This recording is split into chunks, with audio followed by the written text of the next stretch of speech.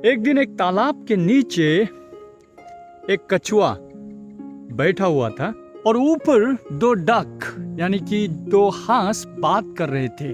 बात क्या कि हम जहाँ रहते हैं दूर दूर तक कितना हरियाली है, नदी है, पहाड़ है, झरना है, जंगल है, कितना सुंदर जगह है जहाँ हम रहते हैं, हम कितने भाग्यशाली हैं। ये कह के दो हंस आपस में बातचीत कर रहे थे और ये कछुआ जो है नीचे जो बात सुन रहा था, इसके मन में जिज्ञासा आया कि अगर इतना ही सुंदर है सारा जगह तो मुझे भी देखना है। इसीलिए ये धीरे से अपना सिर को ऊपर उठाता है और कहता है, हे भाई लोग, आप जो कह रहे हैं ये सुनकर मुझे बहुत ही ज्यादा देखने का मन हो गया पूरा जगह।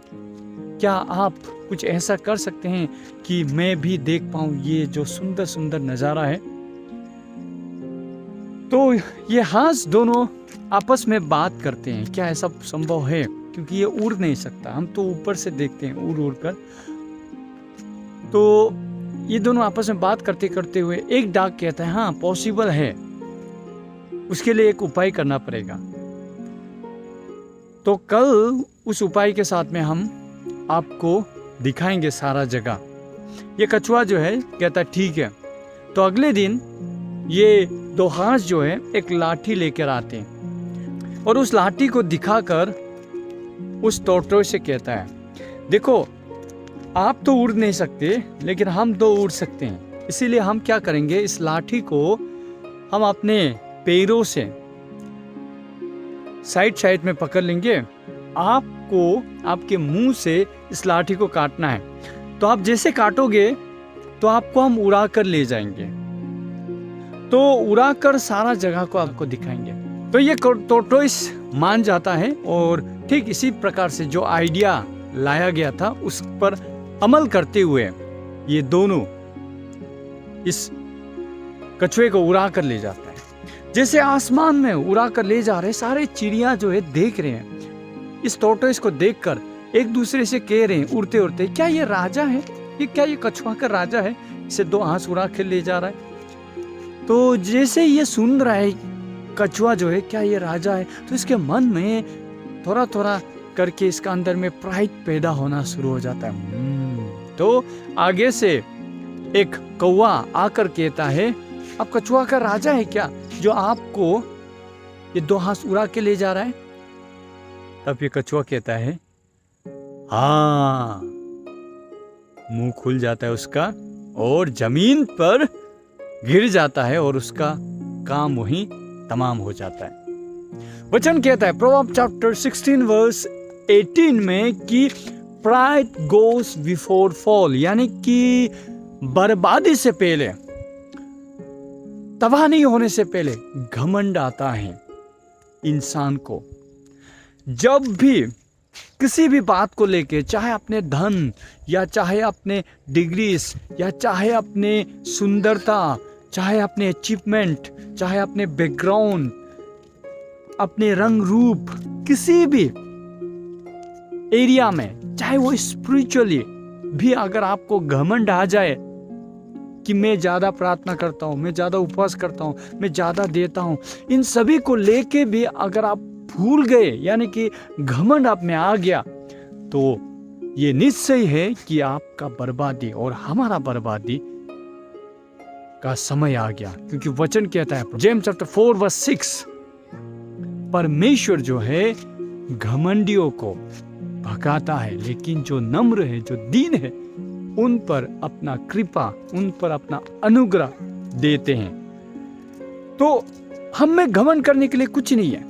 जब भी हम में घमंड आए तो हमें याद रखना है कि ये जो सांस भी चल रहा है ये परमेश्वर के अनुग्रह से, उसका दया से।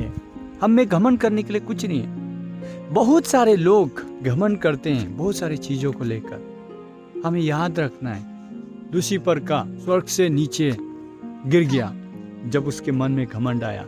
आप पढ़ सकते हैं आइज़ाया चैप्टर 14, 13 फॉलोइंग में आप देखें तो लूसीफर घमंड करता है, इसी कारण वो गिर जाता है।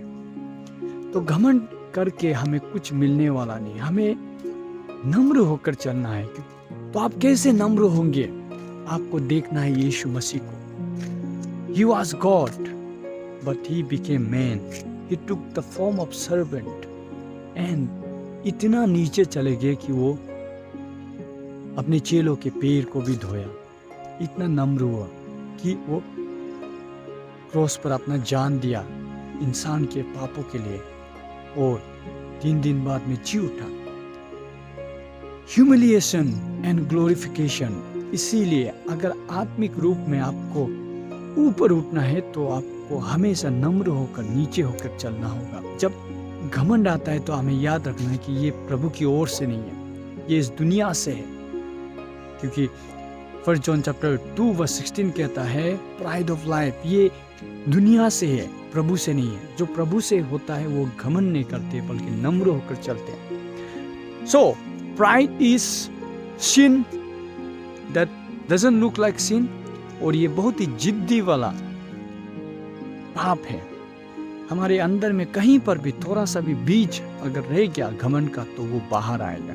हमारे रवैये में वो बाहर आएगा, हमारे शब्दों में वो बाहर आएगा, हमारे चलने में वो घमंड दिखेगा। तो इसीलिए हमें घमंड होकर नहीं चलना बल्कि नम्र होकर चलना है, ताकि परमेश्वर हमें उठाए।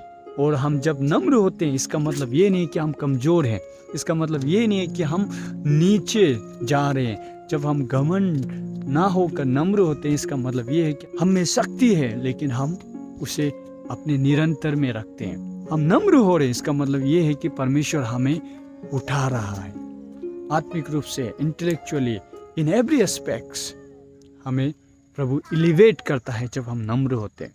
इसलिए हमें घमंड नहीं करना बल्कि प्रभु यीशु मसीह को देखकर नम्रता का जीवन को अपनाना है। सिंप्लिसिटी, बातों में, डीलिंग में हमें नम्र होकर चलना है, क्योंकि जब हम घमंड करेंगे हमारा बर्बादी शुरू हो जाएगा। अगर हम घमंड करेंगे तो हमारा बर्बादी, हमारा गिरना तय है। धन्यवाद इस वीडियो को देखने के लिए।